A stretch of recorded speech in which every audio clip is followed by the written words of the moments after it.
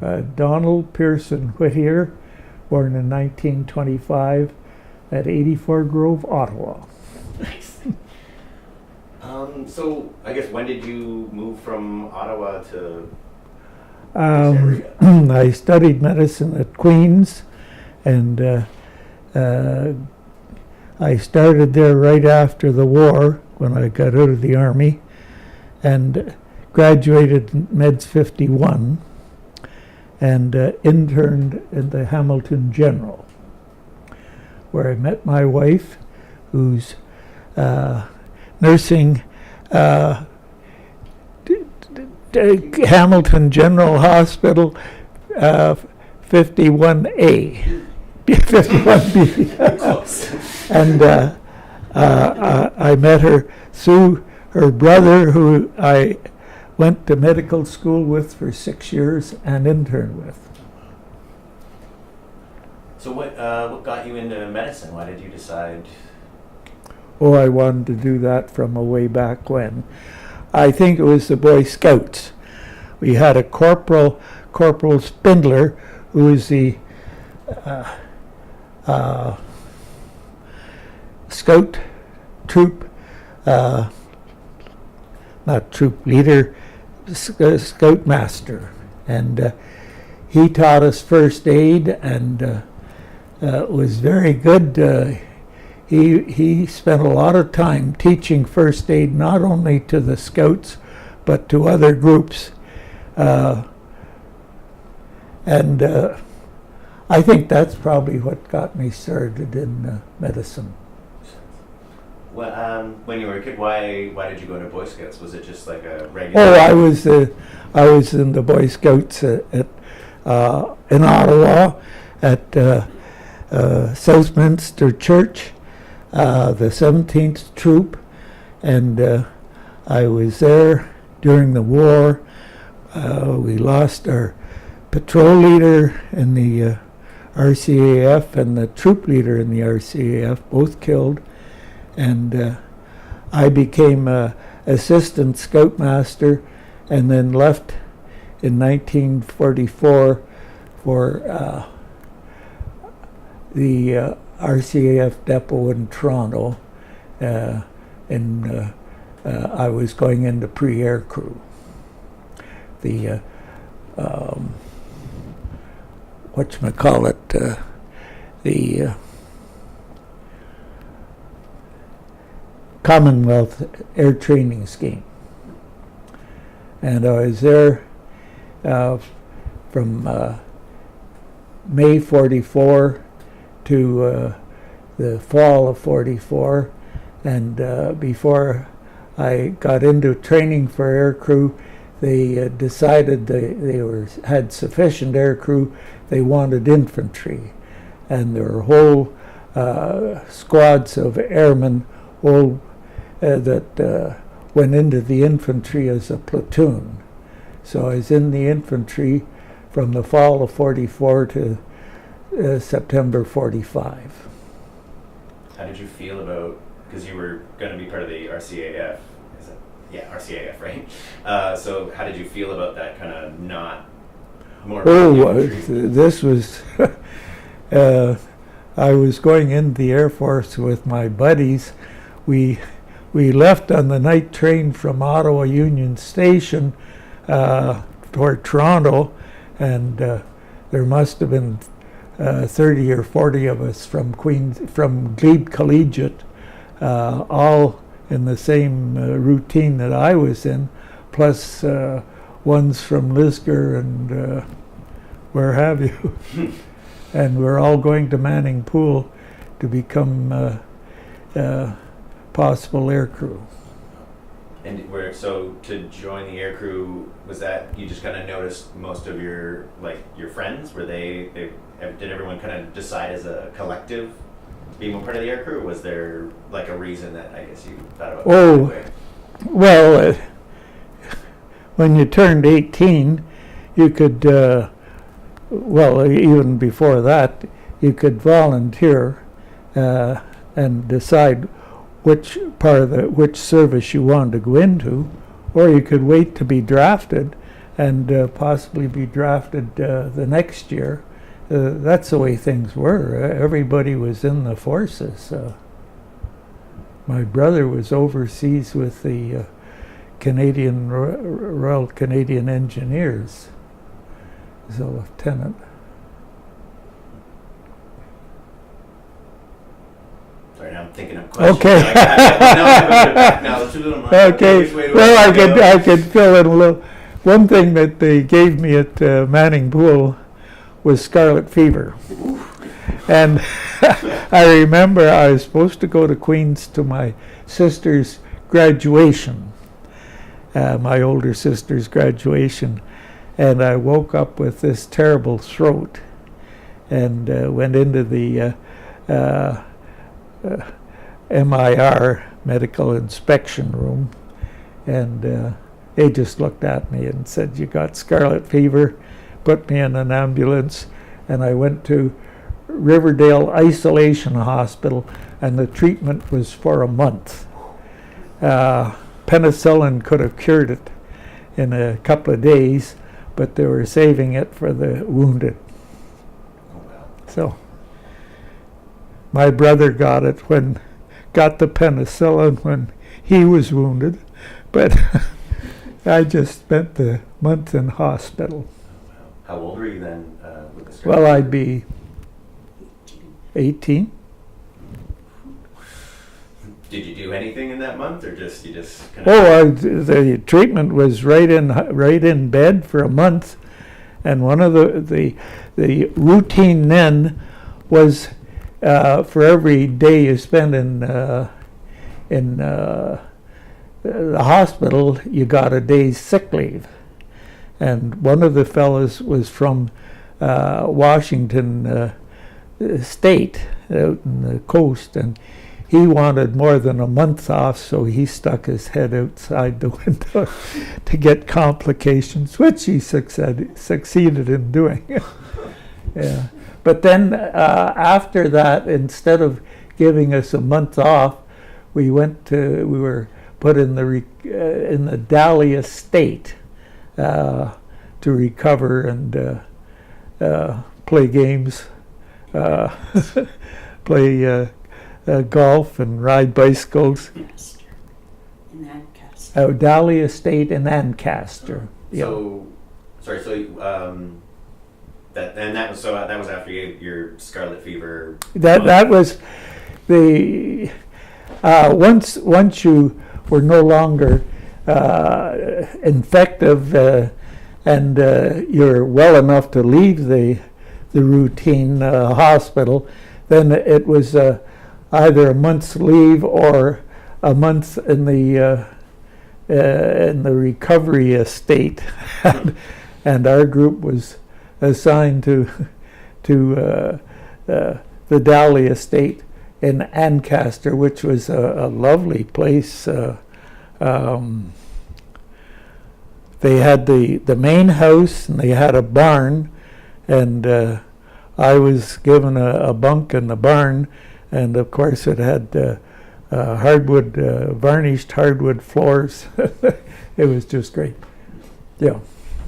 So was that your first introduction to this area? Like into Ancaster? Was that kind of your? Yes, it was. Yes. Did that make you kind of stick around this area? Not really. There wasn't much traveling then, as far as we could go on a bicycle, which wasn't very far. There weren't too many vehicles around. They were all in the service, and so we just. It was a good month at the estate. The golf was fun. They had an exercise room.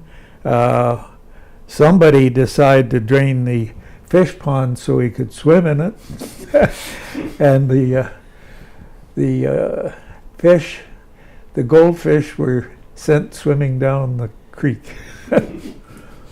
Yeah.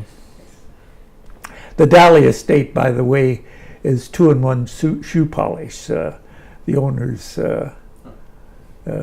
if you're wondering where it came from.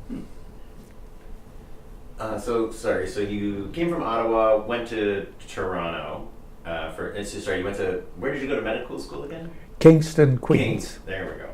And then from there you had an internship At the Hamilton General Hospital, yeah. That was, yes. What was that like? And what year was that? Sorry, that was... Oh, that was 1951 to 52. Okay. Yeah.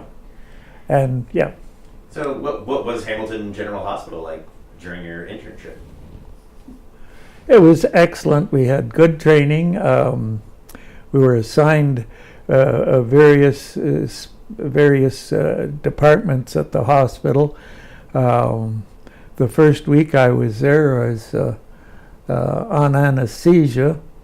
First 2 weeks, and the way it worked out, I was finished at noon and had the rest of the day to get around. But you'd spend time there or in the emergency room. I spent my 2 weeks being the doctor on call in the emergency room, and then there's medicine and surgery and the whole bit. So that's where you met your wife, right? Yes, I met my wife, and How did that happen? well, I asked her brother, whom I'd gone to school with.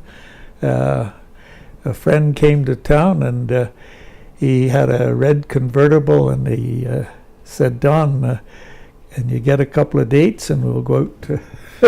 Where was it? Anyway, I said, "Sure, Art," and I spoke to my classmate, and he said, "Well, you want a date?" We needed to. He said, "I can get you a date with a very rich girl. I can get you a date with a real beauty, or there's my sister." I said, I'd like to take your sister out." And yeah, anyway, that's where I met Pat, and she was busy nursing on the maternity wing, and we never looked back. It was just glorious from there on. We got married in January of the following year. Where did you guys get married? In Hamilton, in Burlington. We got married at Trinity United Church, which is gone. We had a reception at the Brant Inn, which is gone. Yeah, but we honeymooned at Cedar Grove, which is still going strong up on the Penn Lake, and just in the Muskokas. Nice. Love the Muskokas. So after you guys got married, where did you move in together, I assume, or? We got a room on the mountain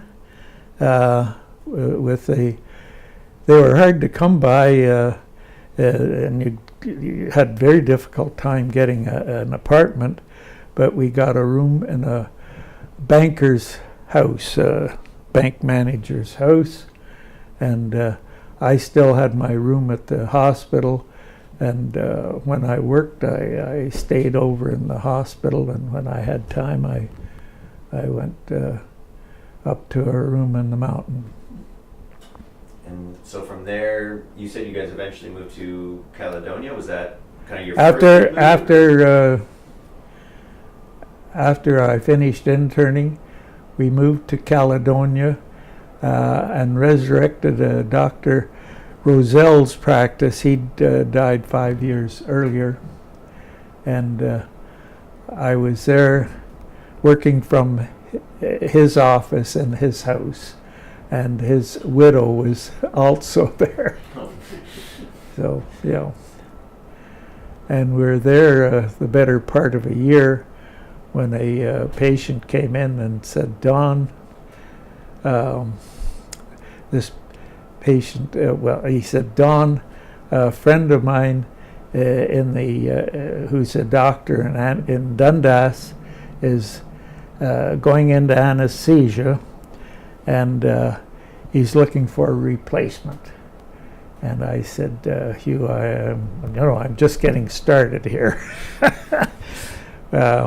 This chap that had come in he was a lawyer and became a judge, and he was a colonel in the army.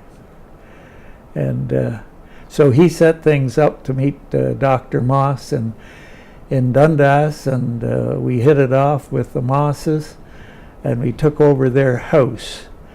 And the agreement was that we would rent the house and office for a year, and while they were specializing in anesthesia in Montreal, and then we had the option of buying it, which we did. We've been there ever since. So we came to Dundas in '53. And Dundas has been very good to us, and we practice from the house with the practice that Dr. Moss had set up. There are about 8 other doctors in town, and they all practice from their house. One of them was Alice Bertram, and Alice was a Queen's grad. She was at Queen's a couple of years ahead of me, and she was a great gal, and she'd taken over her uncle's practice in Dundas, and we got along fine. That was.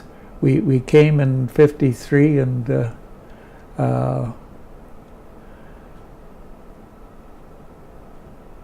worked from the house, and the office hours were 2 to 4, 7 to 9 on most days, and we didn't practice by appointment.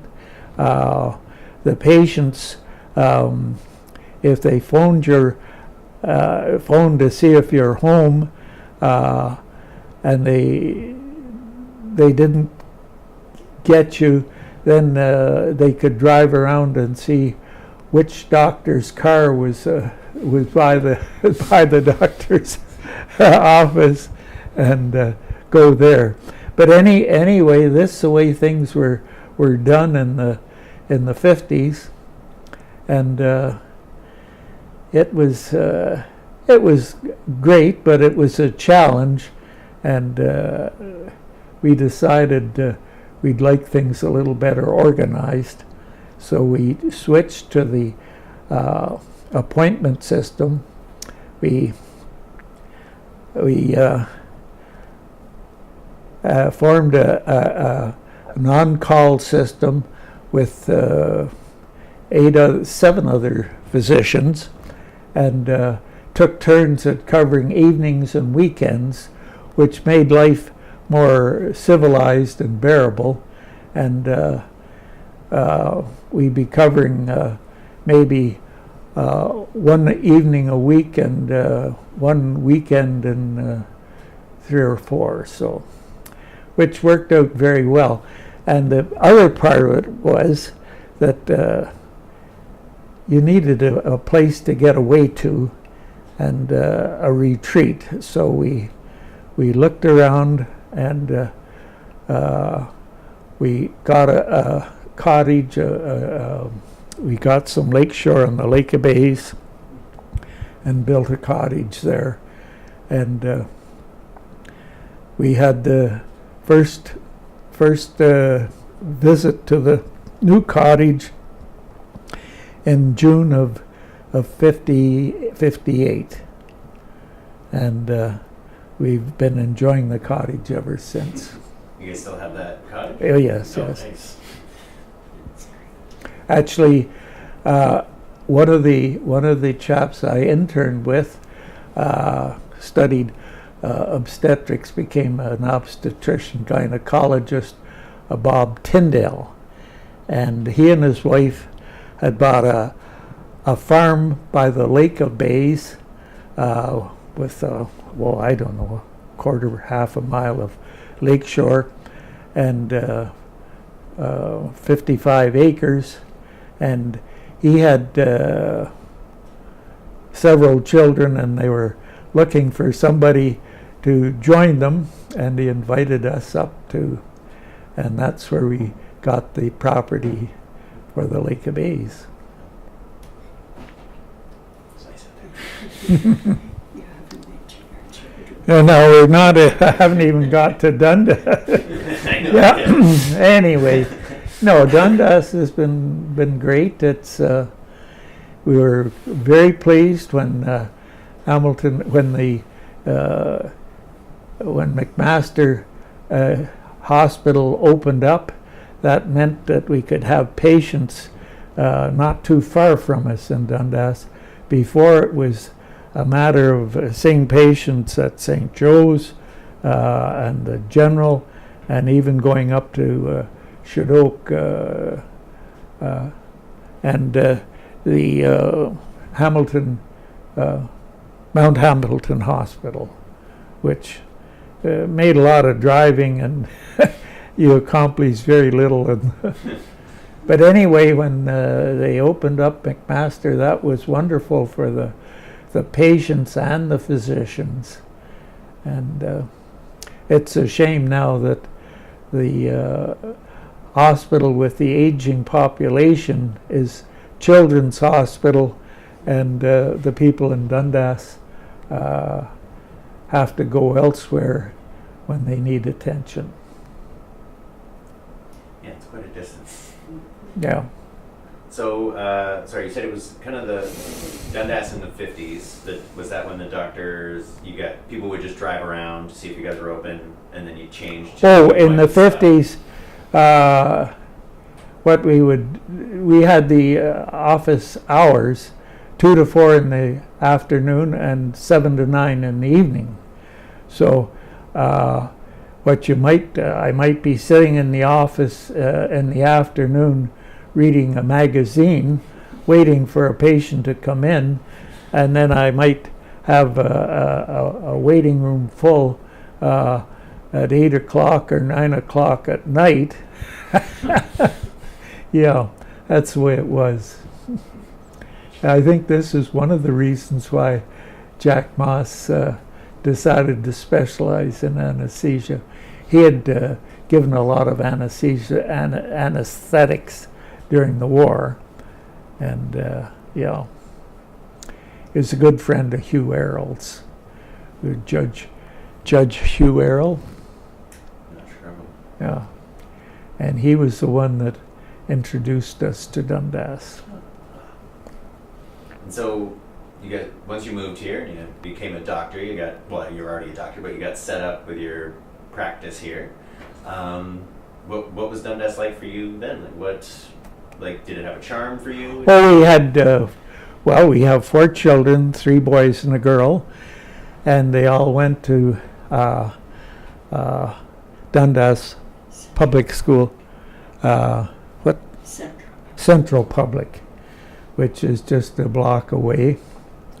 And then they all went to Dundas Parkside High School, which was great, and they had many good friends around the area, and You mentioned the lab that McMaster set up. oh yes, my wife just reminded me a pathologist moved to town when McMaster Medical School was being opened, or before it was being opened up, and he was in charge of pathology, the lab at the hospital plus the lab in town, and the the medical lab, which meant that when I wanted a lab test, a blood test done that I wouldn't do in the office, I would send them to the lab. But then the pathologist set things up, and he said, Don, we can have the lab come around and pick up the specimens if you want to take the blood and urine, and we can bring the reports to you the next day. And I thought that was super. So this is what he set up, and he did it for us, and it caught on in town, and soon the lab, the medical laboratory, was visiting all the doctors' offices, and it meant you could take a hemoglobin or blood count, whatever, in the office and refrigerate it, and they'd pick it up and do the requisition, follow the requisition, and bring you the lab test report the next day, which was wonderful. Now we have the laboratory, but as far as I know, they aren't strong on making house calls and doctor's calls, office calls. You go to the office and have whatever work done there. Now, didn't the specimens go to Toronto before? Oh yes, the other thing was, before the lab was picking the reports up, we had these aluminum containers. You put your stamp on them and mail them to Toronto, and they would do the test, the blood sugar, say, and get the report in the mail the next day or the day after, and you'd find out what the patient's blood sugar was in 2 or 3 days. Wow. And that was with good postal service. The post office was making 2 deliveries a day, and I think, as I recall, they made a delivery on Saturday, and they were very good at getting the mail out, but it was just unfortunate it took so long to do this. Now the patients do their own testing and can see right away what their blood sugar is and know how to handle it. So what year was that when that? That would be 1968, around that area, 67, 68. I think McMaster Medical School started about 1970? I would say 1967. 19, yeah. So I guess that was a huge relief once. Oh, well, it was a real advantage, a real step forward. When you think of it, this business of treating diabetes was something that was just treatable when 1925, 26. So this was just how many years later? 25 years later. Oh, things have come a long way since those days, which I think is great, and people can check their own blood sugar and know where they're at. Makes a huge difference. So we'll go to raising kids, and we'll venture forth towards Dundas now. Hmm? I'll go towards more Dundas now if you want. Oh, Talk all right. About that if you want, but I'm always glad to hear anything really. Also, if you want any water or anything, I can get you some water. No. All right. No. So yeah, raising kids. You said you had 4 children. What kind of stuff would you do on a day off with your kids? Dundas. Well, we could take them skiing or skating, walking. Hiking, that's a big thing. Hiking, yeah. Yeah. Yeah, we went skiing, and our second was at Parkside High School, and he was in the band with his trumpet. He played soccer, he played football, and he played basketball. Oh, God. So Yeah. Kept himself fairly busy, I guess. Yeah, he kept busy. And he went to Western and studied there and got straight A's and was accepted in medicine at Varsity U of T. And he's a specialist in anesthesia. Medical doctor with in anesthesia. What are the other three? The eldest is with the finance department in BC. My daughter is a BA from Western and an REGN, and my youngest is an electrical engineer with CA chartered accountant. Sounds like you raised some smart kids.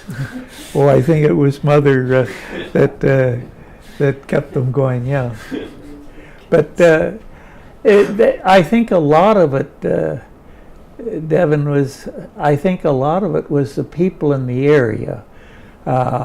They chummed with the kids of a cardiovascular surgeon, with the kids of a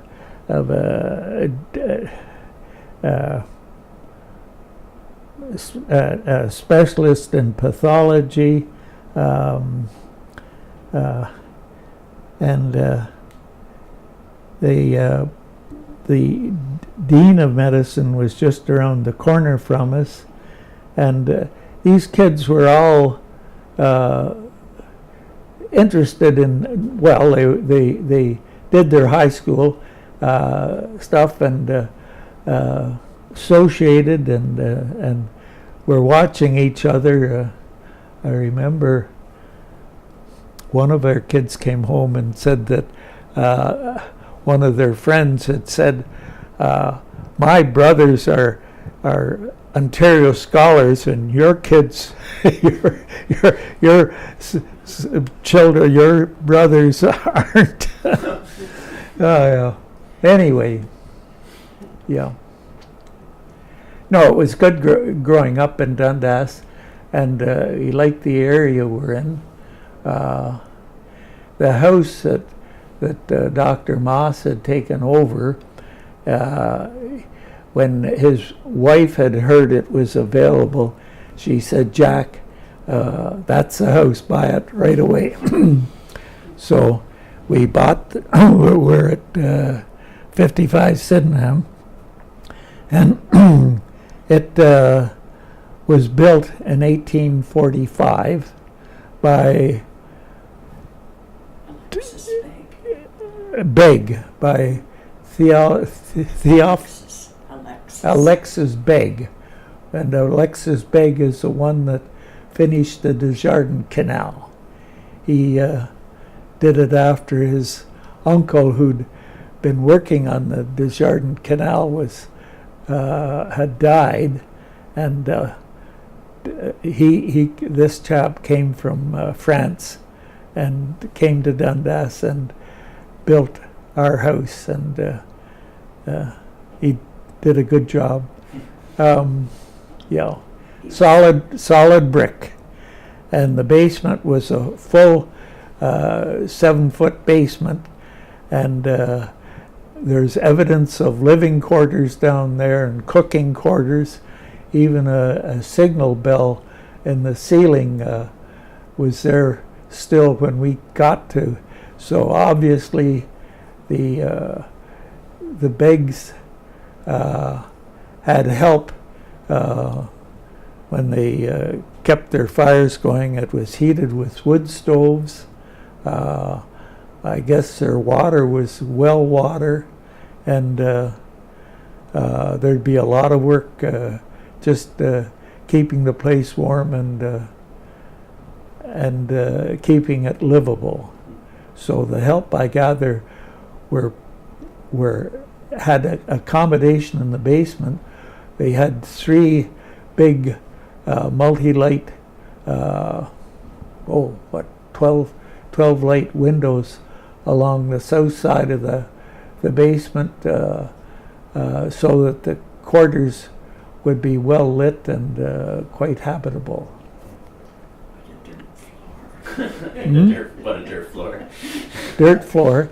But the ceiling, it was interesting, the ceiling was double plaster. There a layer of plaster and lath, and then a space and another layer of plaster and lath, and then another space and the flooring. And the beams were big, solid 4x10s, and I think the idea was that the people living down there wouldn't disturb the ones upstairs, and vice versa, and give the people upstairs some privacy. Yeah, and of course they didn't have running water, and they didn't. The facility was, I guess, a room in the shed, and they'd carry out the night soil from there. And I gather that there's a collection of the night soil. I don't know how often, but that was in place of the running water and toilet. How did you? Sorry, what was the name of the person who built it again? Alexis Beg. Alexis Beg. So how did you find out that he had built that house? We knew from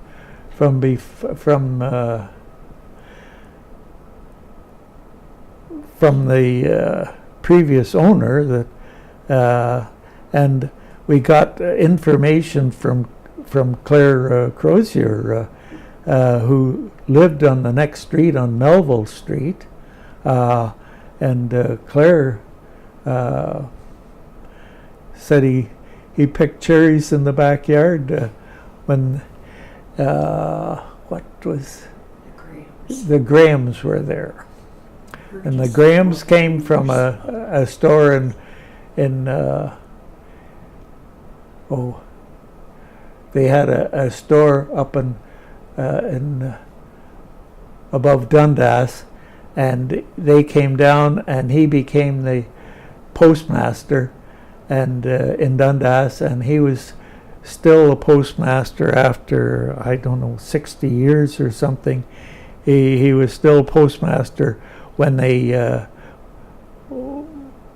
was in his 80s, and he and his wife celebrated, I think, their 60th anniversary in our house. We're the fourth owners of the house, which was built in 1845. Solid brick. Sounds nice. 18 inches thick. So how did you guys meet Claire? Was it just through the neighborhood, or? Neighbors. Well,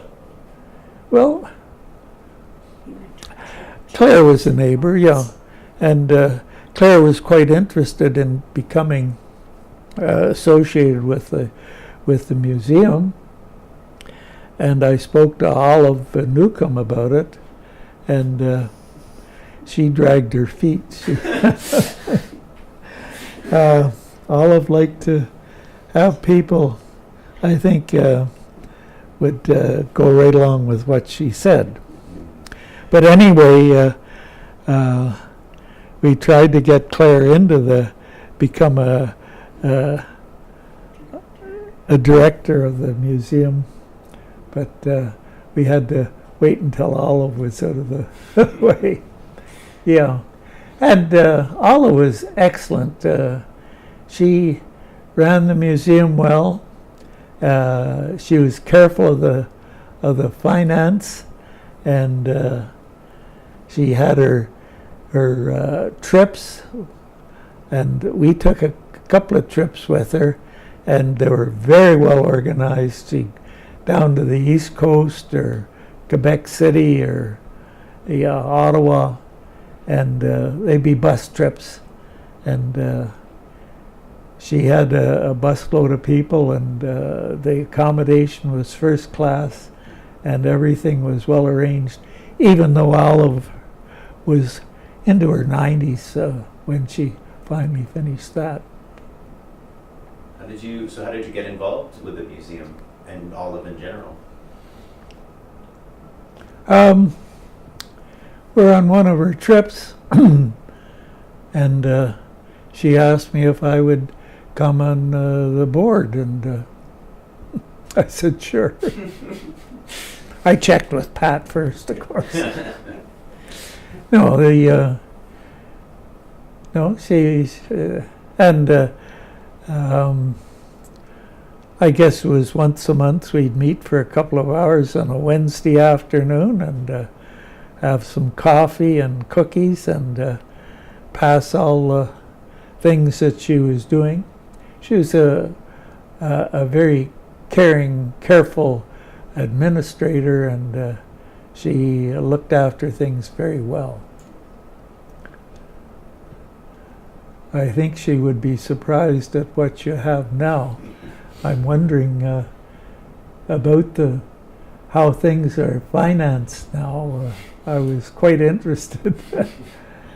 It's a lot of grants, a lot of government grants. Now for years, before and after I was on the board, we would give our contribution as friends of the museum. We weren't members, but we give her $45 or $50 annually, which I haven't seen in the last couple of years.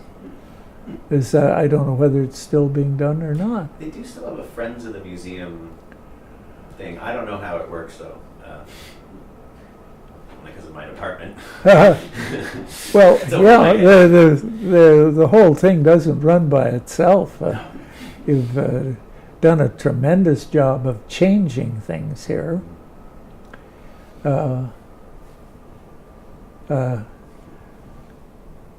When 20 years ago, there were museums around Ontario that were closing because of lack of funds.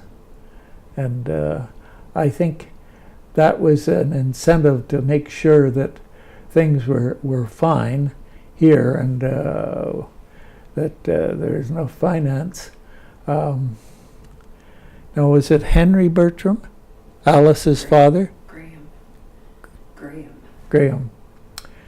And he was the one that Olive Newcomb had worked for, and I gather the Grahams didn't, or the Bertrams didn't want people to be having to pay to come into the museum. They wanted it free, and that's the way Olive ran it. Still free today too. So it was well set up, and yeah. Yeah, it lasted long. I think it's 60 years this year, actually. 60 years? That sounds right. That would be just after we came to town. Alice Bertram was an MD, Dr. Alice, and as I said earlier, she graduated from Queen's. And did I mention that she was the first female medical graduate from Queen's in the 1900s? And she came and she practiced in Dundas in her uncle's practice. Yeah, her Bertram, Tom Bertram, I believe, yes. And she baked bread after she retired. Yeah, she did a beautiful job. And she lived in the great big Bertram house next to St. Paul's Church on Cross Street. And yeah, that was quite a house, or that is quite a house. What was she like? Very nice. A lovely lady. She didn't practice long. She when she gave up her practice, she gave me sterilizing electric sterilizers and her hemocytology equipment for doing red counts and white counts and differential counts. Yeah, a very generous person. Do you know why she only practiced a short amount of time? She was quite hard of hearing. Oh. Yeah. Yeah. She's quite She practiced what she wanted when she wanted. Yeah, she didn't have to practice, but she did practice for a while, and yeah. Sorry, now I keep jumping all over the map. So your kids grew up here. It was nice. It was, I guess, did you feel it was safe, like a safe place for them to grow up? You kind of knew most of the town, or at least. Well, speaking of safety, they all had bicycles and they could ride them. They took a chance, but yeah, I'd say it was a fairly safe place to get around, and they didn't have too far to go to school, and the schools were great. I was very impressed with the teachers and the principals. Yeah, it was good town to live in. Do you have a favorite spot in town, or like a favorite place? Home. One thing I should mention, when we first came to town, the routine was that if there's a car accident and they needed a doctor, the police would phone a doctor and have, and it was usually him, go to the scene of the accident. This meant the OPP could call you night or day, and you'd jump in the car and go to the accident and check the patient could breathe and wasn't bleeding and keeping comfortable. But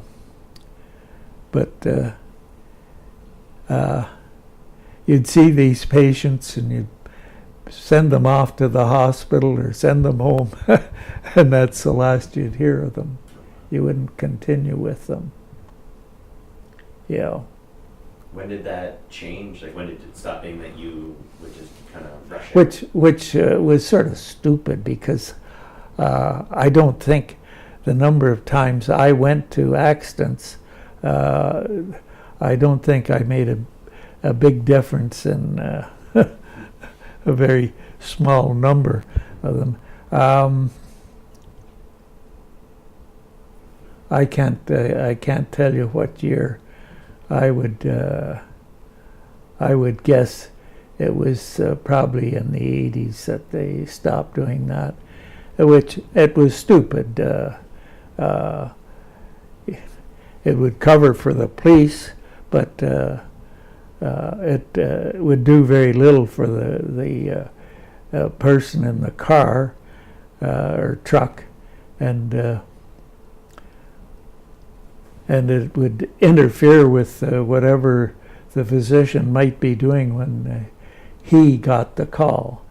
Most of us were physicians. Most of us were men. Now, I don't know what percentage of the practicing physicians are female. It's a goodly percentage. What, 50% more? It's over 50. Yeah. And they brought sensibility to the practice. Yeah. Yeah, they. At the arena was another thing. Oh yes, that was another thing. Hockey players. hockey players, if they were getting over to the arena at 5 o'clock and for a practice, if they got a cut, then they'd call a physician and you'd be doing the stitching. Yeah. It was very interesting.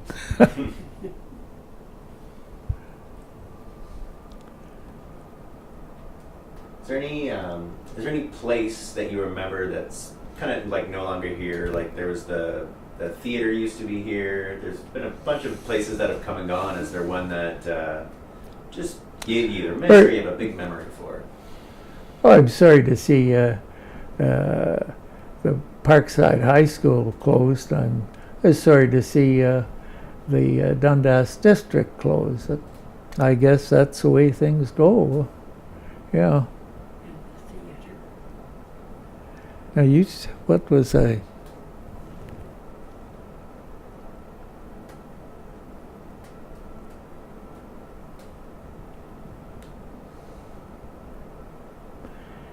Yeah, the Dundas treated us very well, and we've certainly have found it very, very good living here. When did you retire? I retired in stages, slowed down. I gave up my license to practice medicine.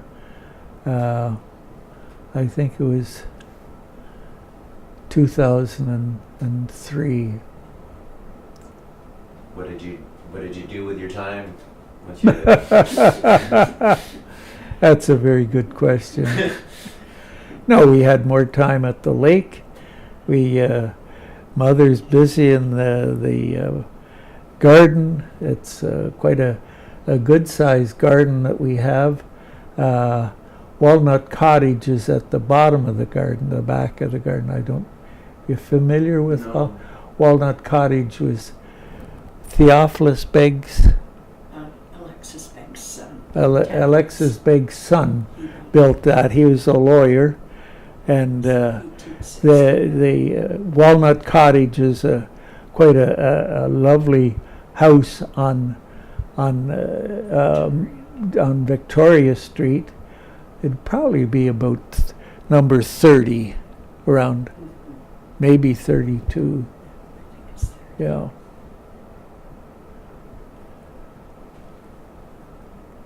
So what were your thoughts on the amalgamation? Oh, that was sad. Unfortunately, it was brought in without any consultation, any voice by the people of Dundas. I think it's a shame, and we lost our police force, we lost our fire department, we lost control of our schools, and Hydro had $1 million. Dundas had Hydro had $1 million surplus in savings, and that was all this was taken over by Hamilton.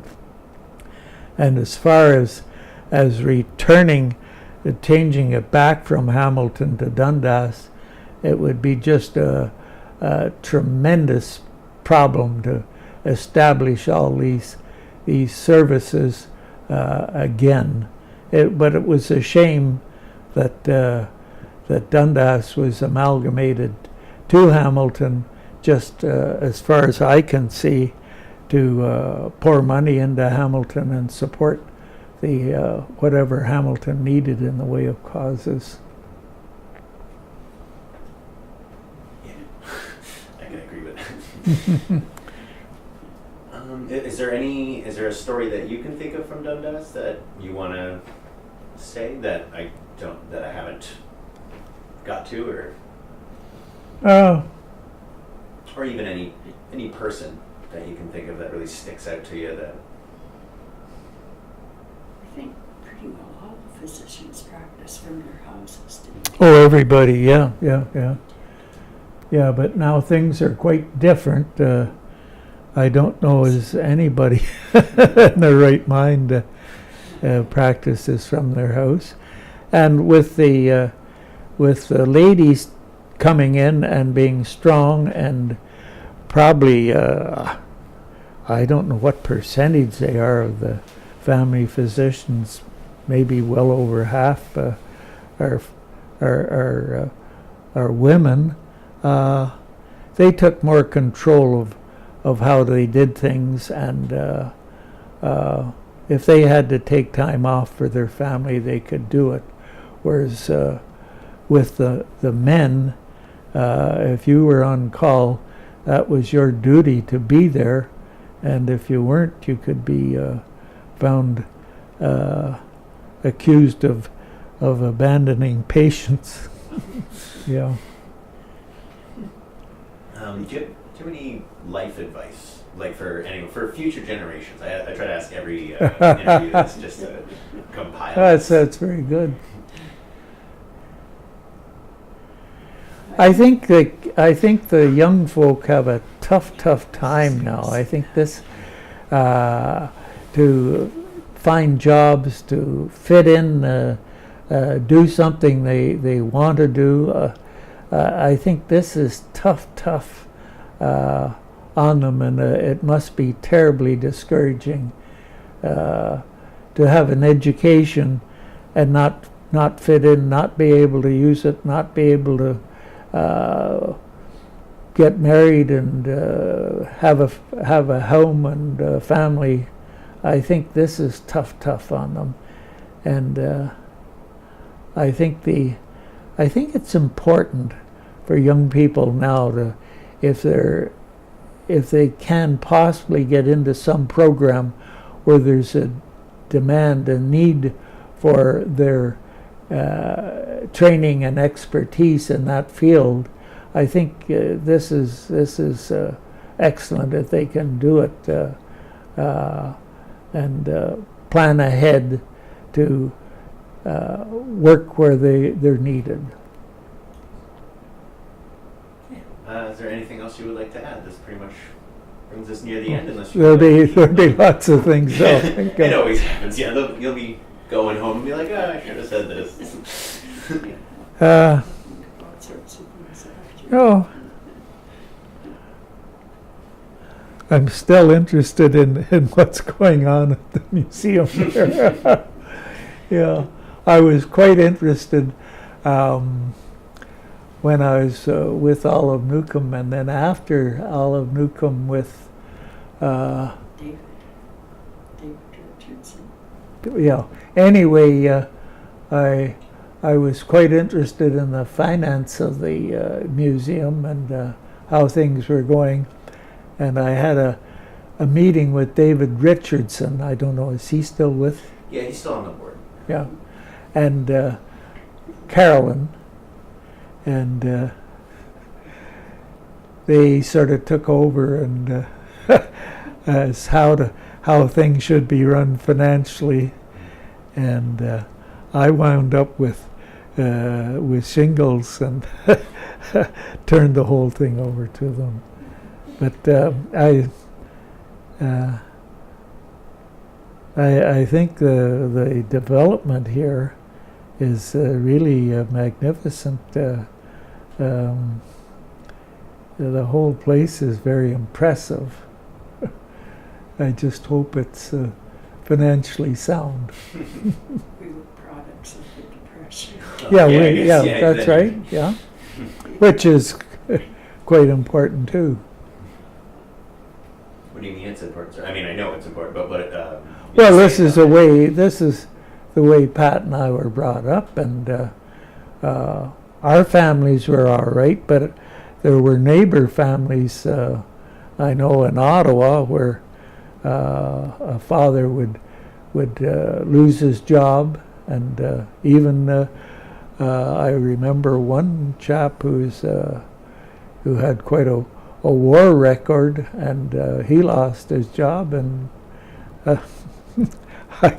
I guess his wife's family supported them for a while. Yeah.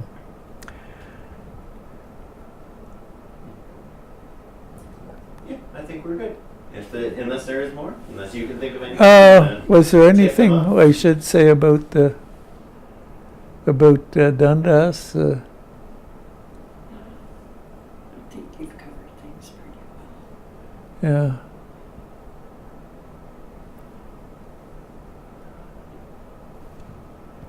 Certainly we love the beauty of Dundas with Gorgeous. Yeah. It's always great. Train Yeah, we've station. seen Dundas grow from what 8 or 10,000 people to whatever it is now, 25, 30,000. I don't know what they have in mind with Parkside High School turning it into a cemetery. I think there are more important things. I wouldn't want to see high rise in there, but still, it's nice to have the open space. I think the driving park in Dundas was very important, and our whole family played tennis there from time to time, and that was great. Tennis was in demand, and if you wanted to renew your year's membership, you got it in February when they were were granting the memberships. But the tennis club was great. The area to run around was good. I gather, what is it, curling? Not curling, bowling was a big thing. I guess it still is.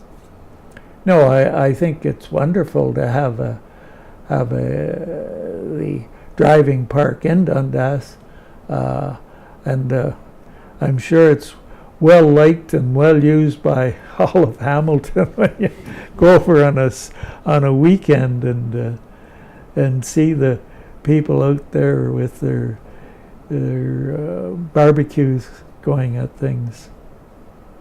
Yeah.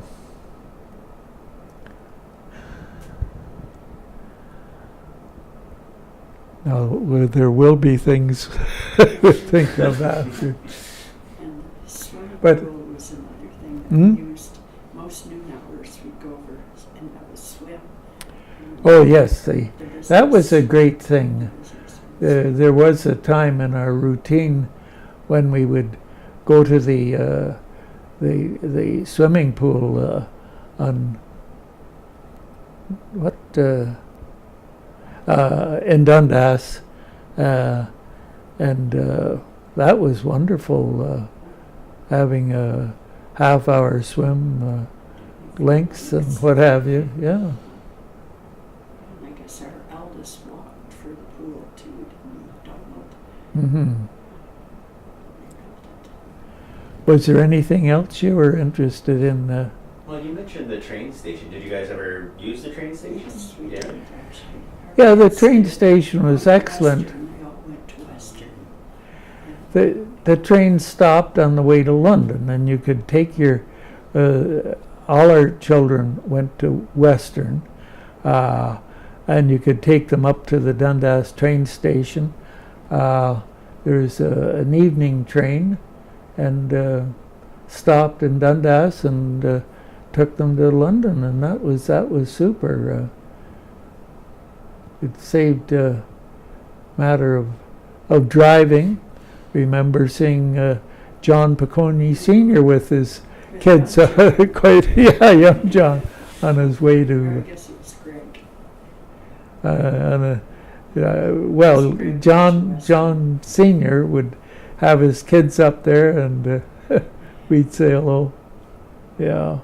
How did you just meet the Picconis just being around town? And Oh, the Piccone store was very big. And I think you delivered most of the Picconis too. The store was very important, and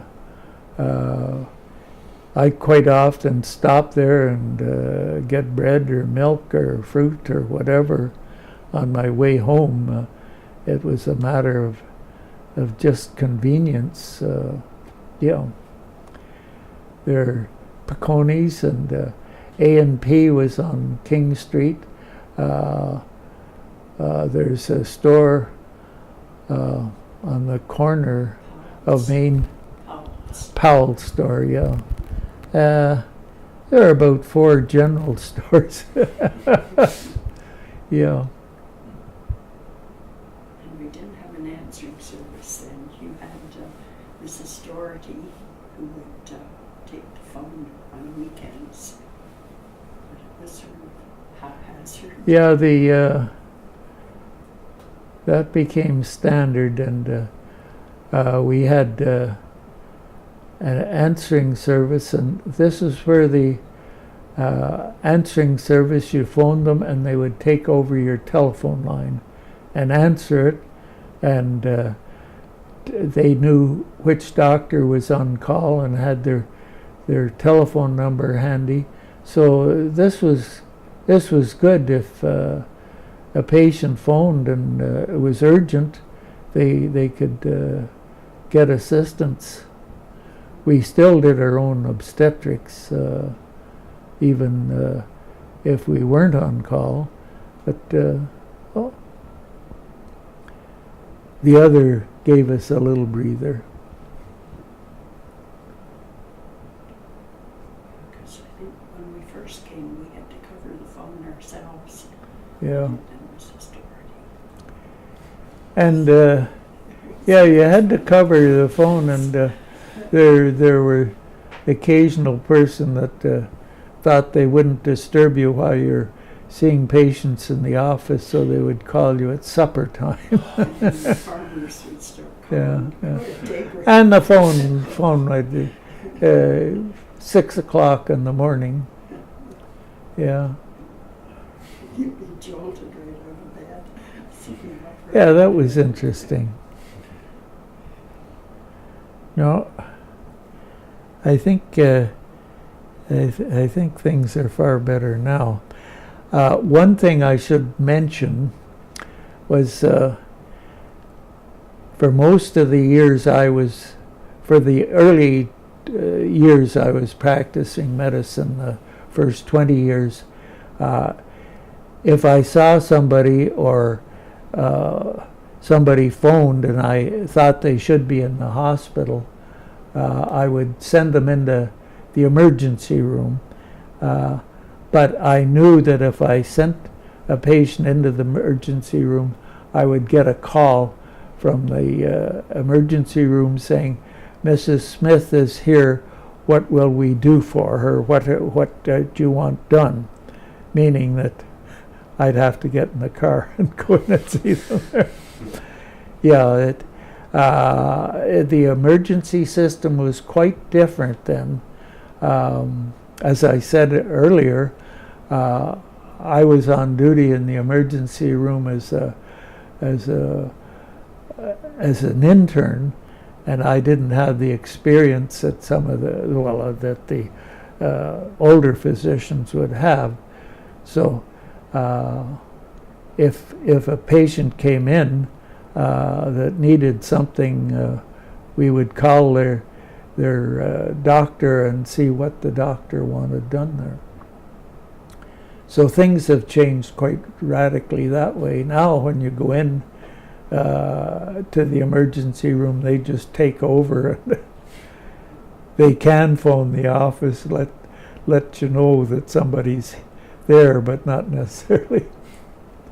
No. Remember one time I opened the front door and a man and his son were standing there, and he cut right down the side of his face with a chainsaw. And the blood was just dripping all over the window. So I had to get bandaged. I think I probably used a towel, and we got him, sent them right into the hospital. It was a whole mess. Now this is not a new wall. This is, No, I think this is like the old yeah. part of the old one. Now is this where you stored Oh, golly, no. Are those original steps there? The ones going up. Yeah. Yeah, I think. they are. Okay.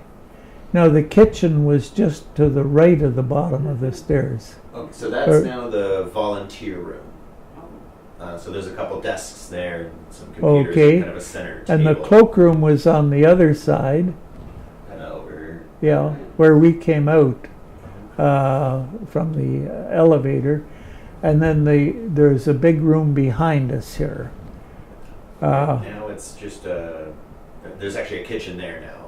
Oh, okay. It was the big meeting room. And Olive would have Christmas dinner there. And it was super. The table set up, and I don't know whether 80 or 90 people. I don't know how many people she'd have. And most of the help was volunteer help, and the food was prepared or accumulated in the kitchen, and it was a great Christmas dinner. And then she'd often have little booklets, diaries with pens. I don't. For the guests, and then after the dinner, the tables would be cleared away, and we'd set the chairs up, and there would be a music service, piano, singing. It was quite a thing that Olive would do. Yeah, would manage. Yeah. Do any of your kids still live in Dundas, or have they all? actually, our daughter. Their is daughter across the lives in- road. Yeah. And the one that's practicing medicine, his wife is a cardiologist, and they live on the Governor's Road. They have a 94-acre farm with horses. Oh wow. Yeah. The CA is in Penetanguishene, Midland. Oh, His okay. office is Midland. And then Don, the eldest, is in Victoria. And we've got one great-grandson with another on Congratulations. 6 grandchildren. Nice. No, we're glad we lived in Dundas, and No, it was a good place to raise children. and we're fortunate the house has worked out well for us. Thank you, Jack and Mary Moss. And I think we want to keep it as long as we can.